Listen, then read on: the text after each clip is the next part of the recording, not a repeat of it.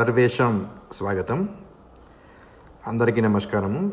ఈ రోజు నుండి మనం భగవద్గీత యొక్క శ్లోకాలను సరళమైనటువంటి భాషలో పదచ్ఛేదం చేస్తూ ఎక్స్ప్లెయిన్ చేయడానికి మేము ప్రయత్నిస్తాము. ఎక్కడైనా చిన్న చిన్న తప్పులు దొరికినా కూడా పెద్దలు పండితులు ఎవరైనా వారు పెద్ద మనసు చేసుకొని క్షమించి మమ్మల్ని సవరించవలసిందిగా కోరుతున్నాం. మహాభారతంలో యుద్ధంలో ఈ భగవద్గీత అనేది ఎందుకు వచ్చిందో మనందరికీ కూడా తెలుసు. యుద్ధం అనివార్యమైనప్పుడు శ్రీకృష్ణ పరమాత్ముడు అర్జునుడికి రథసారథిగా ఉండడానికి ఒప్పుకుంటాడు.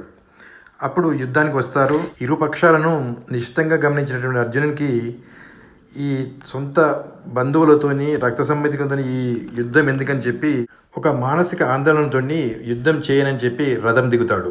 అప్పుడు శ్రీకృష్ణ పరమాత్మ ఒక గురువుగా, ఒక సైకాలజిస్ట్గా మారి తన యొక్క విరాట స్వరూపాన్ని ప్రదర్శిస్తూ అసలు ఈ ధర్మం అంటే ఏంటి, సత్యం అంటే ఏమిటి, భక్తి కర్మ మార్గాలు అంటే ఏమిటి, అవన్నీ మొత్తం కూడా ఎక్స్ప్లెయిన్ చేస్తూ యుద్ధానికి అర్జునుడిని సంసిద్ధం చేస్తాడు.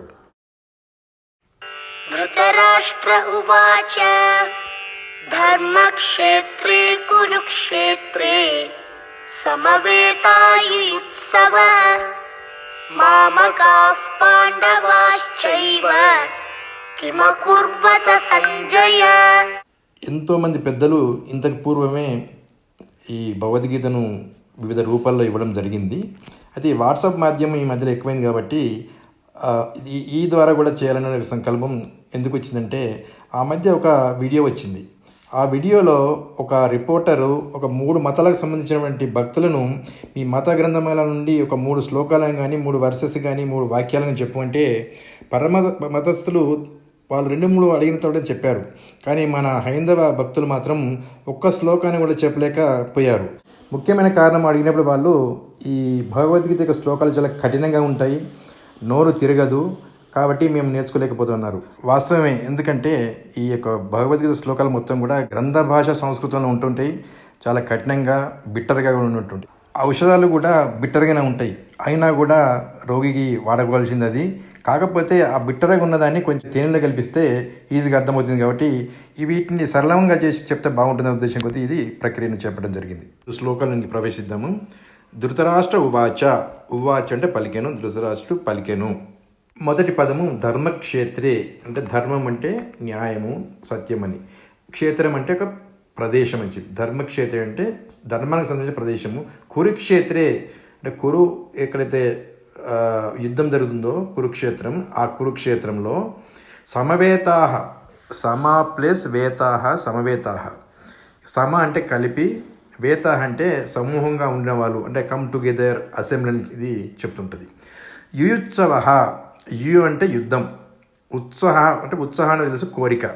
యుయుత్సవ అంటే యుద్ధం కొరకు కోరికతో ఉన్నవారు, అంటే they are desire to fight, wishing to fight, అంటే యుద్ధానికి సిద్ధమైన వారు.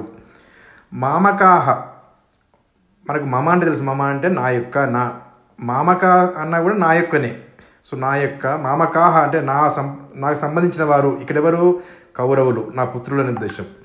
తర్వాతి పదము పాండవాశ్చైవ. ఇది 3 పదాల యొక్క కలయిక. ఇక 2 సందులు ఉన్నాయి. పాండవాహ ప్లస్ చ ప్లస్ ఏవ.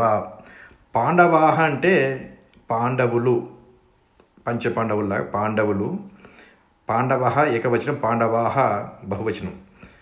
చ అంటే మరియు. ఏవ, ఏవ అంటే నిజంగా.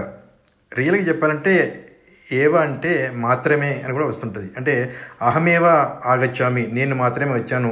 సహయేవ క్రీడతి, అతడు మాత్రమే ఆడుతాడు. తర్వాతి పదము కిం కుర్వత. ఇది 2 పదాల యొక్క సమాహారం. ఒకటి కిం ప్లస్ అకుర్వత. కిం అంటే ఏమిటి, ఒక ప్రశ్న పదం ఇది. అకుర్వత అంటే చేసినారు, పాస్ట్ టెన్స్. సంజయ అంటే ఎదురున్న వ్యక్తి ఎవరికైతే చెప్తున్నారో ఆ వ్యక్తిని పేరుతో పిలిచినట్టు. ఇది కామన్గా సంబోధన ప్రథమ వ్యక్తి అవుతుంది తెలుగులో. ఈ మొత్తం శ్లోకం యొక్క అర్థాన్ని మనం మననం చేసుకుందాము. ఈ వీడియోని పూర్తిగా వీక్షించినందుకు ధన్యవాదాలు. ఈ వీడియోని మీ వరకు చేరవేసిన హైందవ సోదరులకు ధన్యవాదములు. అదేవిధంగా మా ప్రయత్నం కానీ మీకు నచ్చినట్లయితే రాబోయే వీడియోస్ను కూడా వేరే గ్రూపులో ఉన్నటువంటి మీ బంధుమిత్రులకు కూడా ఈ వీడియోస్ను ఫార్వర్డ్ చేయాల్సిందిగా కోరుతున్నాం.